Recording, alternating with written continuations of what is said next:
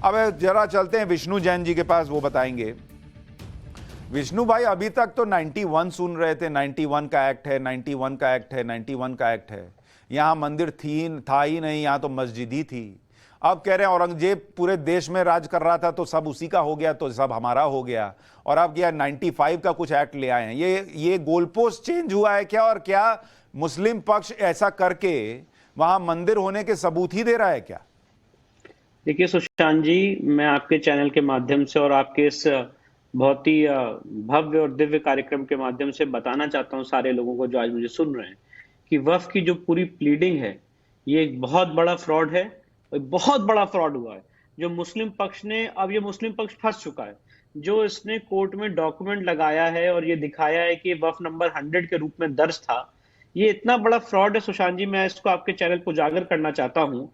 उन्होंने जो डॉक्यूमेंट लगाया है वो लगाया आलमगीर मस्जिद का, जो बिंदु माधव को तोड़ के बनाई गई, और उस वक्फ नंबर 100 को कहते हैं कि वो इसी संपत्ति के लिए है।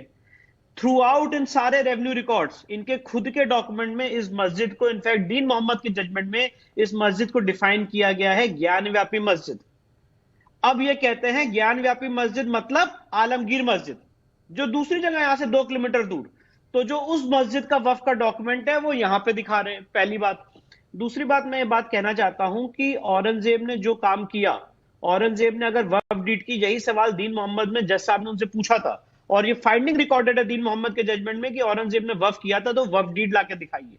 नहीं दिखा पाए थे, और यही कारण है आज तक ये रिकॉर्ड है कि ज्ञान व्यापी मस्जिद को वक्फ प्रॉपर्टी के रूप में दर्ज नहीं किया गया है। मिनिस्ट्री ऑफ माइनॉरिटी अफेयर्स की एक वेबसाइट है जिसे कहते हैं वक्फ मैनेजमेंट सिस्टम ऑफ इंडिया, उसके तहत उसका हमने ऑफिशियल डेटा निकाला।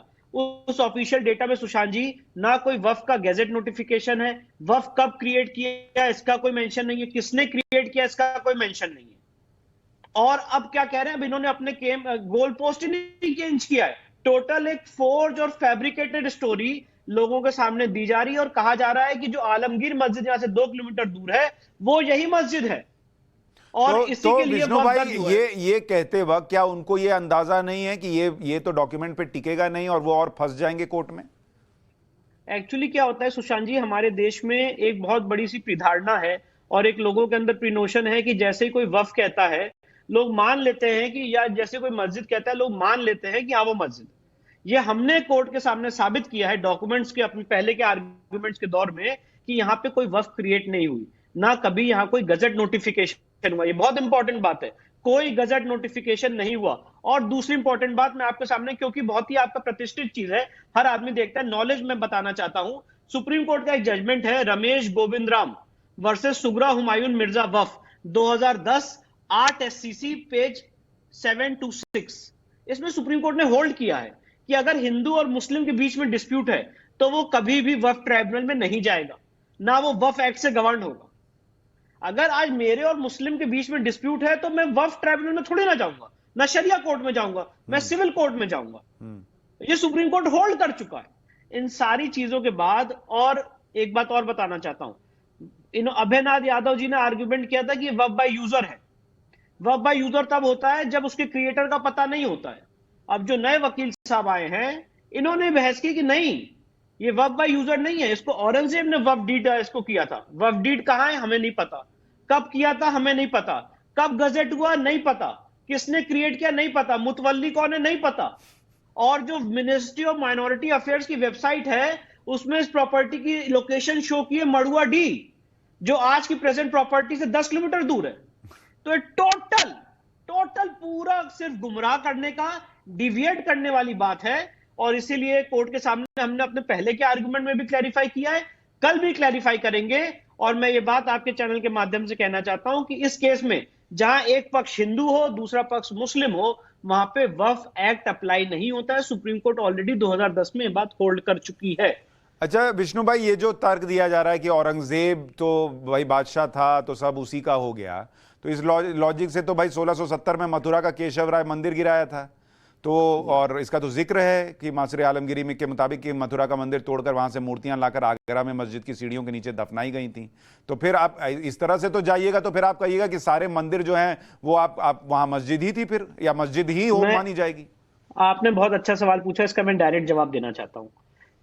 काशी विश्वनाथ के केस में अगर वो मानते हैं औरंगजेब बादशाह था, तो ये भी मानना पड़ेगा आज के संवैधानिक इंडिया में जो राज्य सरकारें हैं और जो केंद्र सरकारें हैं वो भी आज इस देश की सॉवरेन पावर्स एक्सरसाइज कर रही हैं। तो यूपी सरकार ने काशी विश्वनाथ में एक स्पेशल एक्ट लाया था जिसे कहते हैं काशी विश्वनाथ एक्ट 1983, और उसके सेक्शन 2, 3, 4, 5 के तहत इस पूरी प्रॉपर्टी को देवता में निहित किया जा चुका है। तो अगर औरंगजेब ने कोई गलती की थी उस बादशाह ने, तो इस बादशाह ने, आज के सॉवरेन ने उसको रेस्टोर कर दिया है इस डेमोक्रेटिक सेटअप में।